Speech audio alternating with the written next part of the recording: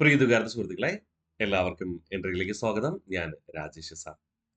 നമ്മൾ കഴിഞ്ഞ ക്ലാസ്സിൽ സുഭാഷ് ചന്ദ്രബോസിന്റെ പ്രധാന വിവരങ്ങൾ, പ്രത്യേകിച്ച് ഇന്ത്യൻ രാഷ്ട്രീയത്തിൽ അദ്ദേഹം ചെയ്ത കാര്യങ്ങൾ പഠിച്ചുറപ്പിച്ചു. ഇന്നേ ദിവസം നമ്മൾ പ്രധാനമായും പഠിക്കാൻ ഉദ്ദേശിക്കുന്നത് ഇന്ത്യൻ സ്വാതന്ത്ര്യത്തിന് വേണ്ടിയിട്ട് ബ്രിട്ടീഷുകാരുമായി ഏറ്റുമുട്ട സായുധ സമരത്തിലേക്ക്. 1943 ജനുവരി മാസം 26 ബെർലിനിൽ വെച്ച് ഇന്ത്യയുടെ സ്വാതന്ത്ര്യ ദിനം ആഘോഷിച്ചത് വരെ നമ്മൾ കഴിഞ്ഞ ക്ലാസ്സിൽ പഠിച്ചു അല്ലേ. 1943 ജൂലൈ മാസം 2 സിംഗപ്പൂരിൽ വെച്ച് സുഭാഷ് ചന്ദ്രബോസ് ഇന്ത്യൻ ഇൻഡിപെൻഡൻസ് ലീഗിന്റെ ചുമതല ഏറ്റെടുത്തു. ഇന്ത്യൻ ഇൻഡിപെൻഡൻസ് ലീഗിന്റെ ചുമതല ഏറ്റെടുക്കുകയും അതിന് ഇന്ത്യൻ നാഷണൽ ആർമി എന്ന് പുനർനാമകരണം ചെയ്യുകയും ചെയ്തു. ഇന്ത്യൻ നാഷണൽ ആർമിയുടെ രണ്ട് പ്രമുഖ ആസ്ഥാനങ്ങളായി കണക്കാക്കുന്നത് ഒന്ന് സിംഗപ്പൂരും രണ്ട് റങ്കൂണുമാണ്. ഓക്കെ, അപ്പോ 1943 ജൂലൈ 2 ബ്രിട്ടീഷുകാർക്കെതിരെ സായുധ സമരം നയിക്കുന്നതിന് വേണ്ടിയിട്ട് സിംഗപ്പൂരിൽ വെച്ച് സുഭാഷ് ചന്ദ്രബോസ് ഇന്ത്യൻ ഇൻഡിപെൻഡൻസ് ലീഗിന്റെ ചുമതല ഏറ്റെടുത്തു. തുടർന്ന് അതിനെ ഇന്ത്യൻ നാഷണൽ ആർമി എന്ന് പുനർനാമകരണം ചെയ്തു. അപ്പൊ ഇന്ത്യൻ നാഷണൽ ആർമി രൂപീകരിച്ചത് എന്നാ 1943. ഇന്ത്യൻ നാഷണൽ ആർമിയുടെ മുൻഗാമി എന്നറിയപ്പെടുന്നത് എന്താ? Indian independence league. Indian independence ലീഗിന്റെ ചുമതല ഏറ്റെടുത്തത് ആരാണ്? സുഭാഷ് ചന്ദ്രബോസ്. എന്ന് 1942 ജൂലൈ 2 ഇവിടെ വെച്ച് സിംഗപ്പൂർ. ഇതൊക്കെ PSC ക്വസ്റ്റ്യൻ. INAയുടെ രണ്ട് പ്രമുഖ ആസ്ഥാനങ്ങൾ എന്ന് പറയുന്നത് സിംഗപ്പൂരും റങ്കൂണുമായിരുന്നു. ഓക്കെ, ഇനി നമുക്ക് ഇന്ത്യൻ ഇൻഡിപെൻഡൻസ് ലീഗിന്റെ ചരിത്രത്തിലേക്ക് ഒന്ന് നോക്കാം. പ്രവാസി ഭാരതീയരെ ഉൾക്കൊള്ളിച്ചുകൊണ്ട്, ഈ പ്രവാസി ഭാരതീയർ എന്ന് പറയുമ്പോൾ ഒന്നാം ലോക മഹായുദ്ധത്തിൽ ജപ്പാന്റെ പിടിയിലകപ്പെട്ട ഇന്ത്യൻ സൈനികരാണ് കേട്ടോ. പ്രവാസി ഭാരതീയരെ ഉൾക്കൊള്ളിച്ചുകൊണ്ട് രാഷ് ബിഹാരി ബോസ് ജപ്പാനിലെ ടോക്കിയോയില് ഇന്ത്യൻ ഇൻഡിപെൻഡൻസ് ലീഗ് രൂപീകരിച്ചു.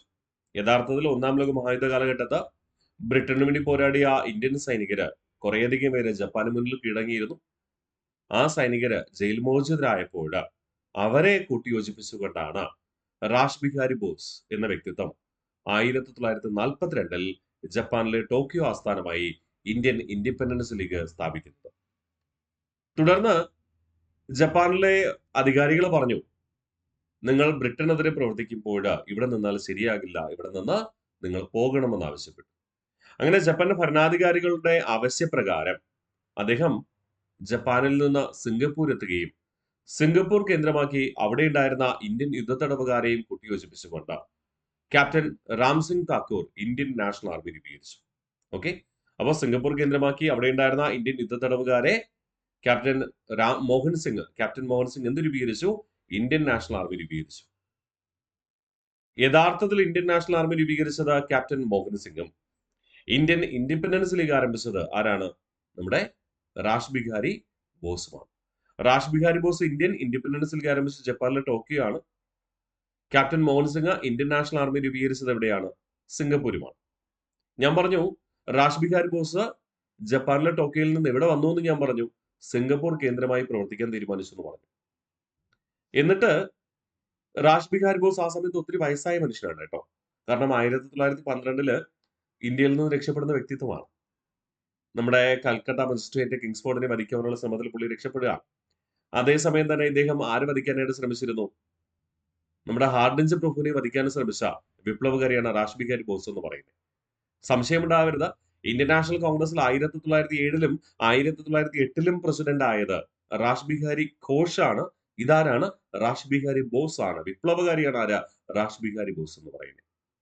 അപ്പൊ രാഷ് ബിഹാരി ബോസ് സുഭാഷ് ചന്ദ്രബോസിന് കത്തെഴുതി, താങ്കൾ ഇന്ത്യൻ ഇൻഡിപെൻഡൻസ് ലീഗിന്റെയും ഇന്ത്യൻ നാഷണൽ ആർമിയുടെയും നേതൃത്വം ഏറ്റെടുക്കണം. കാരണം എനിക്ക് വയസ്സായ കാരണം നേതൃത്വത്തിൽ എത്താൻ കഴിയില്ല. താങ്കൾ ഏറ്റെടുത്ത് ഇന്ത്യയുടെ സ്വാതന്ത്ര്യത്തിന് വേണ്ടി പോരാടണം. അങ്ങനെയാണ് സുഭാഷ് ചന്ദ്രബോസ് 1943 ജൂലൈ മാസം സിംഗപ്പൂരിൽ വെച്ച് ഇന്ത്യൻ ഇൻഡിപെൻഡൻസ് ലീഗിന്റെ ചുമതല ഏറ്റെടുക്കുകയും ആ ഇന്ത്യൻ ഇൻഡിപെൻഡൻസ് ലീഗിനെയും നമ്മുടെ മോഹൻദാസ് രൂപീകരിച്ച ഇന്ത്യൻ നാഷണൽ ആർമിയും പൊതുവായി കൂട്ടിച്ചേർത്തുകൊണ്ട് ഇന്ത്യൻ നാഷണൽ ആർമി എന്ന് പുനർനാമകരണം ചെയ്യുകയും ചെയ്യുക. മനസ്സിലായോ? ഓക്കെ, അപ്പൊ ഒന്നുകൂടെ നമുക്ക് റിവിഷൻ ചെയ്യാം. 1943 ജൂലൈ 2 സിംഗപ്പൂരിൽ സുഭാഷ് ചന്ദ്രബോസ് ഇന്ത്യൻ ഇൻഡിപെൻഡൻസ് ലീഗിന്റെ ചുമതല ഏറ്റെടുത്തു. തുടർന്ന് ഇന്ത്യൻ നാഷണൽ ആർമി എന്ന് പുനർനാമകരണം ചെയ്തു. INAയുടെ രണ്ട് പ്രമുഖ ആസ്ഥാനങ്ങൾ, ഒന്ന് സിംഗപ്പൂർ, രണ്ട് റങ്കൂൺ. സിംഗപ്പൂർ ആസ്ഥാനത്തിന്റെ കഥ നമുക്ക് നോക്കാം. പ്രവാസി ഭാരതീയരെ ഉൾക്കൊള്ളിച്ചുകൊണ്ട് റാഷ് ബിഹാരി ബോസ് ജപ്പാനിലെ ടോക്കിയോയില ഇന്ത്യൻ ഇൻഡിപെൻഡൻസ് ലീഗ് സ്ഥാപിച്ചത് 1942.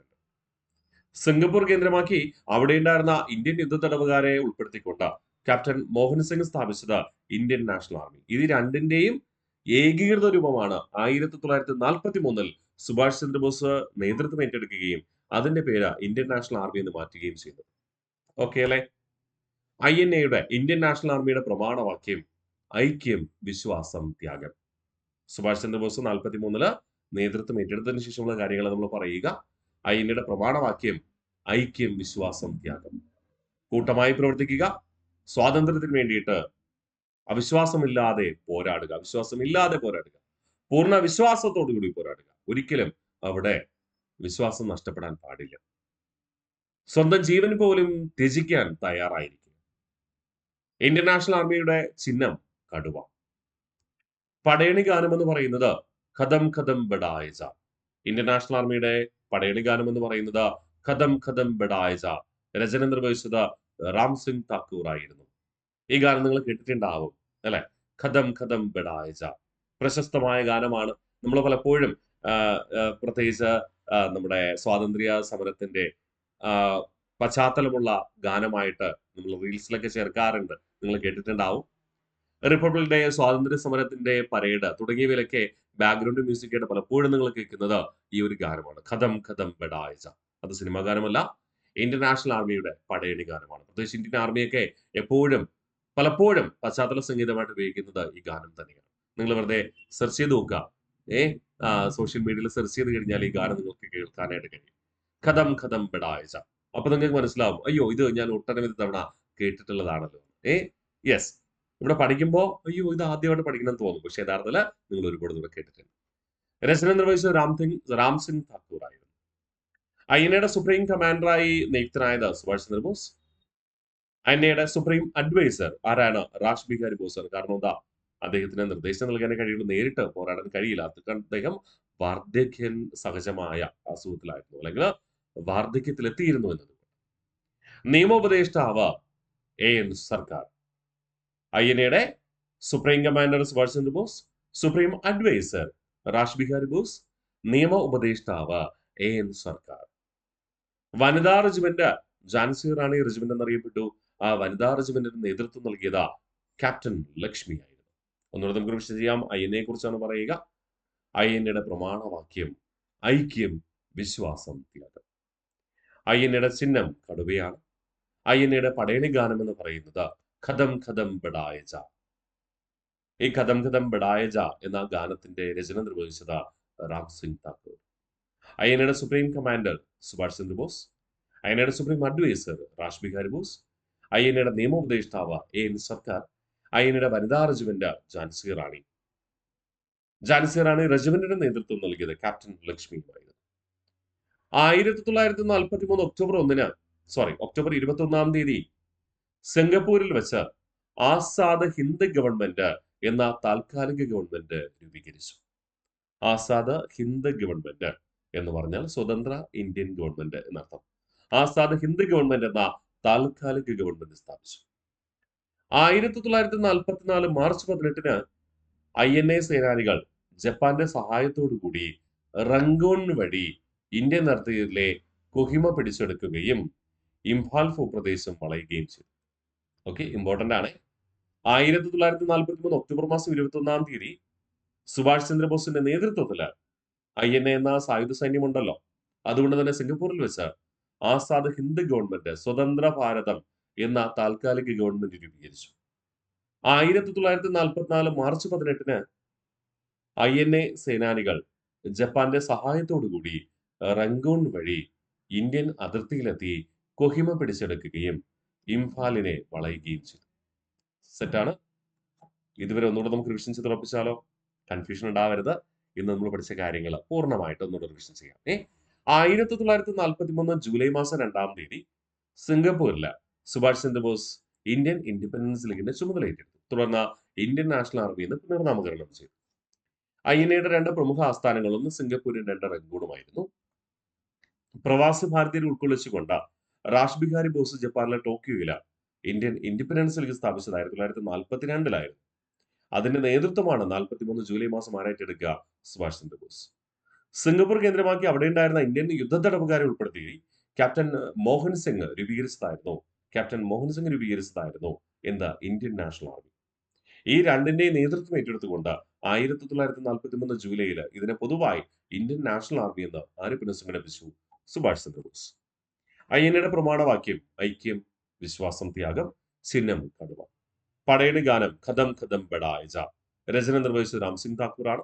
അയ്യനയുടെ supreme commander Subhash Chandra Bose, supreme adviser Rash Bihari Bose. നിയമോപദേഷ്ടാവെന്ന് പറയുന്നത് AN സർക്കാരാണ്. വനിതാ റെജിമെന്റ് ഝാൻസി റാണി റെജിമെന്റ് എന്നറിയപ്പെട്ടു. ആ വനിതാ റെജിമെന്റിന്റെ നേതൃത്വം വഹിച്ചത് മലയാളിയായ ക്യാപ്റ്റൻ ലക്ഷ്മി. 1943 ഒക്ടോബർ 21 സിംഗപ്പൂരിൽ വെച്ച് ആസാദ് ഹിന്ദ് ഗവൺമെന്റ് എന്ന താൽക്കാലിക ഗവൺമെന്റ് സുഭാഷ് ചന്ദ്രബോസിന്റെ നേതൃത്വത്തിൽ സ്ഥാപിച്ചു. സ്വതന്ത്ര ഭാരതത്തിന്റെ ഗവൺമെന്റ് എന്ന പേരിൽ. 1944 മാർച്ച് 18 INA സേനാനികൾ ജപ്പാന്റെ സഹായത്തോടുകൂടി റംഗൂൺ വഴി ഇന്ത്യൻ അതിർത്തിയിലെ കുഗ്മ പിടിച്ചെടുക്കുകയും ഇംഫാലിനെ വളയുകയും ചെയ്തു. ആ അവസരത്തില് ജപ്പാനിൽ USSRൽ നിന്ന്, റഷ്യയിൽ നിന്ന് തിരിച്ചടികൾ നേരിട്ടപ്പോൾ ജപ്പാൻ സൈന്യം പിൻവാങ്ങി. ഇംഫാലിൽ വളഞ്ഞപ്പോൾ എന്ത് ചെയ്തു?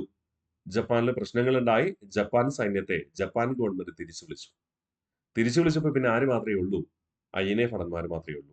INA ഭടന്മാരെന്ന് പറയുമ്പോൾ നമുക്കറിയാം, നമ്മുടെ മോഹൻ സിംഗും നമ്മുടെ രാഷ് ബിഹാരി ബോസൊക്കെ തുടക്കം കുറിച്ച സൈന്യം എന്ന് പറയുന്നത് ഒത്തിരി ഏജ് ആയിട്ടുള്ളവരാണ്. ഒന്നാം ലോക മഹായുദ്ധ കാലഘട്ടത്ത് തടവിലാക്കപ്പെട്ടവരാണ്. അപ്പൊ സ്വാഭാവികമായിട്ട് ആ ഒരു സൈന്യം പിടിച്ചു നിൽക്കാനായിട്ട് അത്രയധികം കഴിഞ്ഞില്ല.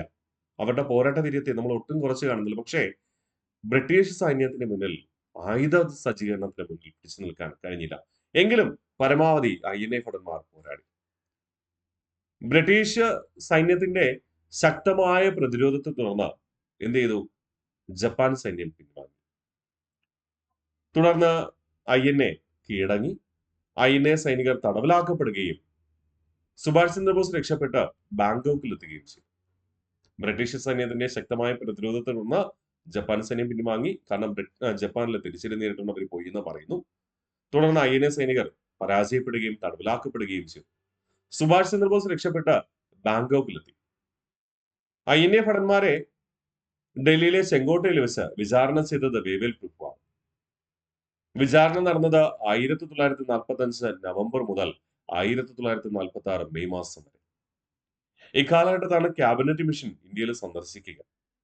ക്യാബിനറ്റ് മിഷനോട് INA ഭടന്മാരെ വിചാരണ ചെയ്യുന്നത് ഒഴിവാക്കാൻ ആവശ്യപ്പെട്ടാൽ ഒരുപക്ഷെ ആ വിചാരണ ഒഴിവാക്കിയേക്കും എന്നാണ് ചരിത്രകാരന്മാർ പറയുന്നത്. പക്ഷേ ക്യാബിനറ്റ് മിഷനോട് ഇന്ത്യയിലെ രാഷ്ട്രീയ പാർട്ടികൾ ഒന്നും തന്നെ ഈ ഒരു ആവശ്യം ഉന്നയിച്ചില്ലെന്നും ചരിത്രം വിധി എഴുതിയിട്ടുണ്ട്.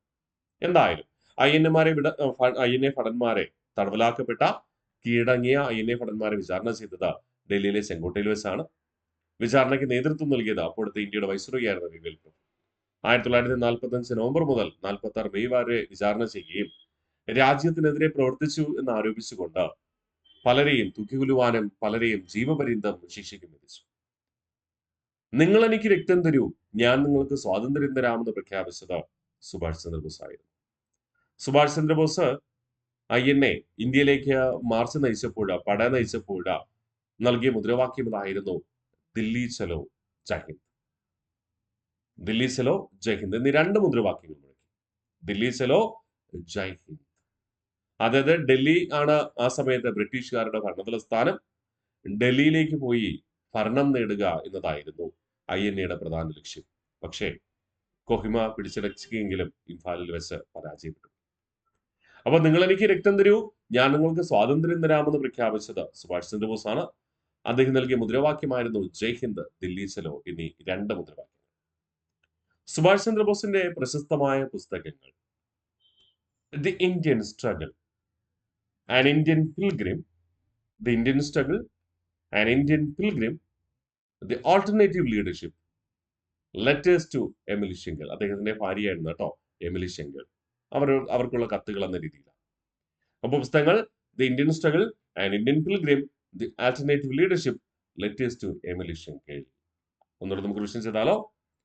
ബ്രിട്ടീഷ് സൈന്യത്തിന്റെ ശക്തമായ പ്രതിരോധത്തെ തുടർന്ന് ജപ്പാൻ സൈന്യം പിൻവാങ്ങി. INA സൈനികർ തടവിലാക്കപ്പെടുകയും ബോസ് രക്ഷപ്പെട്ട ബാങ്കോക്കിലെത്തുകയും ചെയ്തു. INA ഭടന്മാരെ വിചാരണ ചെയ്തത് ഡൽഹിയിലെ ചെങ്കോട്ടയിൽ വെച്ച്. അപ്പോഴത്തെ വൈസ്രോയായിരുന്ന വേവൽ പ്രഭു 1945 നവംബർ മുതൽ 1946 മെയ് വരെ ഈ വിചാരണ തുടർന്നു. നിങ്ങൾ എനിക്ക് രക്തം തരൂ, ഞാൻ നിങ്ങൾക്ക് സ്വാതന്ത്ര്യം തരാമെന്ന് പ്രഖ്യാപിച്ചത് സുഭാഷ് ചന്ദ്രബോസ് ആയിരുന്നു. സുഭാഷ് ചന്ദ്രബോസ് INA ഭടന്മാർക്ക് നൽകിയ മുദ്രാവാക്യങ്ങൾ, അല്ലെങ്കിൽ ഇന്ത്യൻ സ്വാതന്ത്ര്യ സമര കാലഘട്ടത്തിൽ നൽകിയ മുദ്രാവാക്യങ്ങൾ ജയ് ഹിന്ദ്, ദില്ലി ചലോ എന്നിവ. പുസ്തകം the Indian struggle, an Indian pilgrim, the alternative leadership, letters to Emilie Schenkl. Emilie Schenkl അദ്ദേഹത്തിന്റെ ഭാര്യയായിരുന്നു കേട്ടോ. സുഭാഷ് ചന്ദ്രബോസ് ഗാന്ധിജിയെ വിശേഷിപ്പിച്ചത് രാഷ്ട്രപിതാവ് എന്നായിരുന്നു.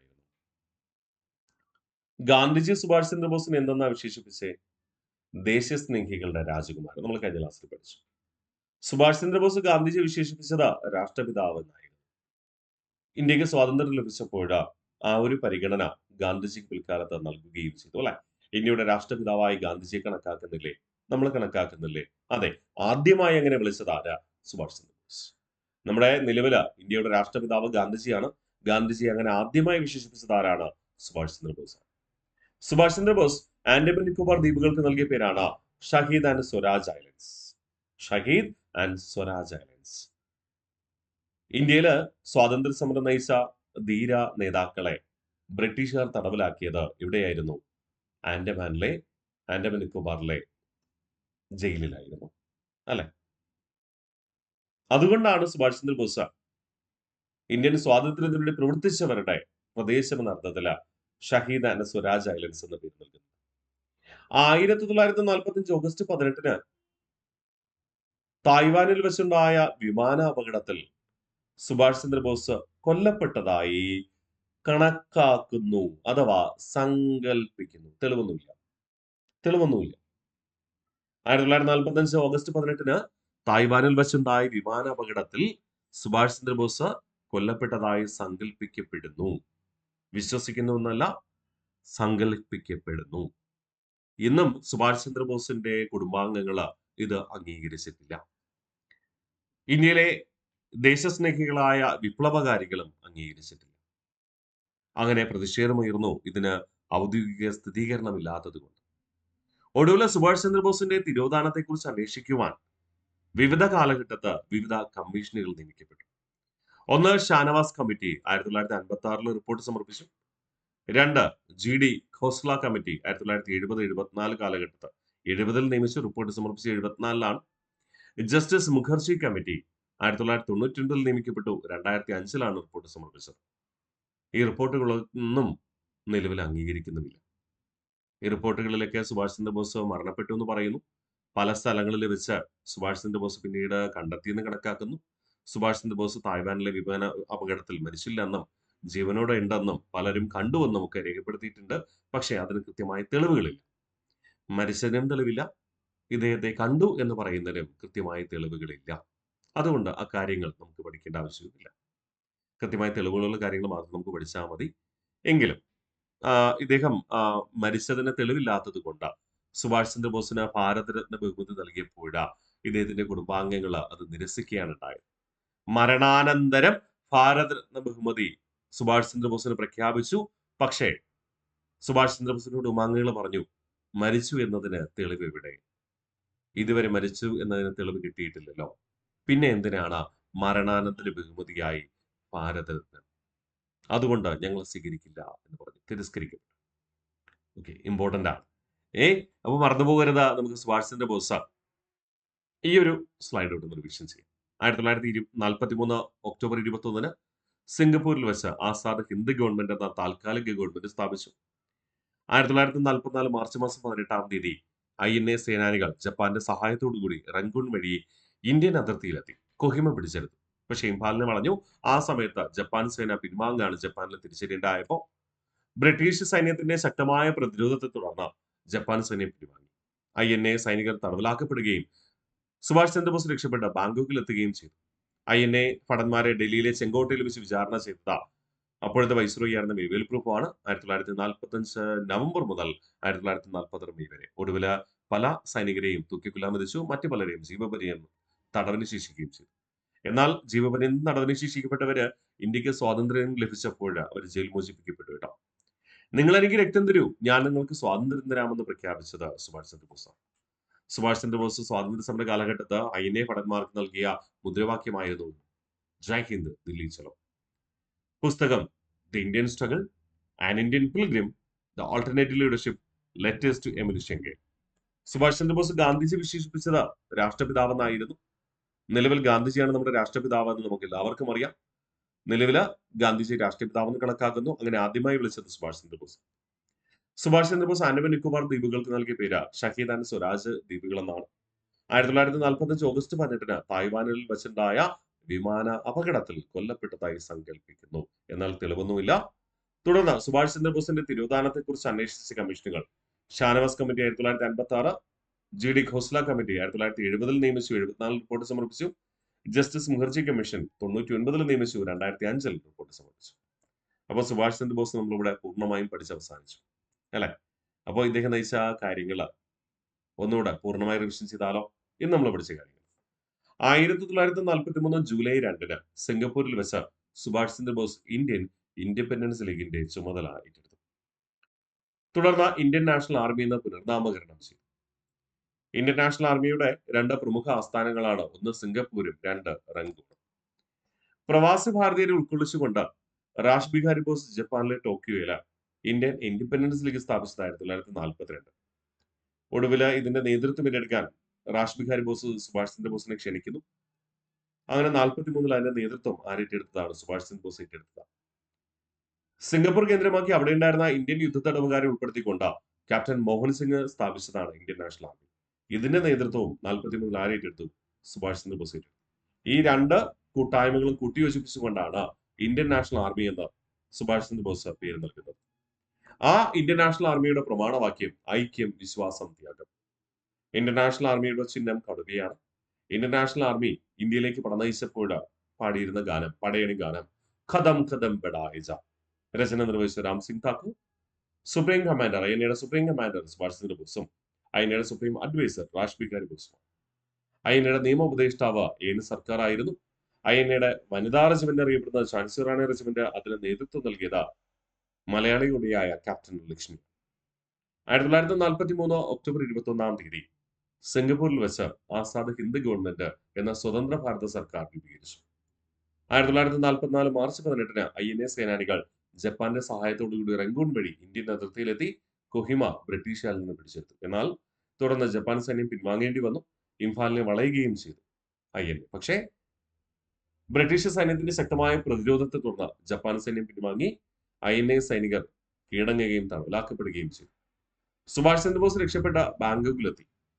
ഐഎൻഎ ഭടന്മാരെ വിചാരണ ചെയ്തത് ഡൽഹിയിലെ ചെങ്കോട്ടയിൽ വെച്ച് അപ്പോഴത്തെ വൈസ്രോയിയായിരുന്ന വേവേൽ പ്രഭു. 1945 നവംബർ മുതൽ 46 മെയ് മാസം. നിങ്ങൾ എനിക്ക് രക്തം തരൂ, ഞാൻ നിങ്ങൾക്ക് സ്വാതന്ത്ര്യം തരാമെന്ന് പ്രഖ്യാപിച്ചത് സുഭാഷ് ചന്ദ്രബോസാണ്. സുഭാഷ് ചന്ദ്രബോസ് സ്വാതന്ത്ര്യ സമര കാലഘട്ടം നൽകിയ മുദ്രാവാക്യമാണ് ജയ് ഹിന്ദ് ദില്ലി ചലോ. പ്രശസ്തമായ പുസ്തകങ്ങൾ ദി ഇന്ത്യൻ സ്ട്രഗിൾ, PSC സ്ഥിരം ചോദിക്കുന്ന ചോദ്യമാണ്. The Indian struggle and Indian pilgrim the alternative leadership letters to Emilie ഷെങ്കെ.